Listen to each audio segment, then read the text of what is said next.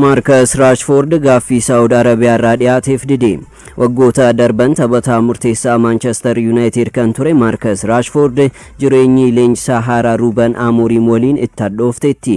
Taphoota afuriif walitti aansuudhaan filannoo garichaan ala kan ta'e Marcus Rashford tapha Newcastle goolii 2-0 dhaan mo'aman irratti teessoo jijjiirraa ture. Ta'us teessoo jijjiirraa ka'uudhaan tajaajiluu hin dandeenye. Taphoota 5fis Manchester United osoo hin taphatiin argama.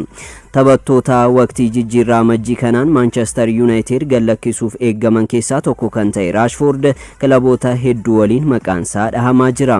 Kilaboonni Saudi Arabia Marcus Rashford mallatteessifachuuf yeroo 3 gaaffii dhiyeessanis Rashford diduusaa miidiyaaleen gabaasaa jiru. Kilabni maqaansaa hin eeramiin kun waggaatti paawundii miliyoona 35 Rashfordiif kaffaluuf gaafatus Rashford Manchester United gallakkisnaanis kilaboota ciccimoo Awurooppaaf taphachuu barbaada jedhame.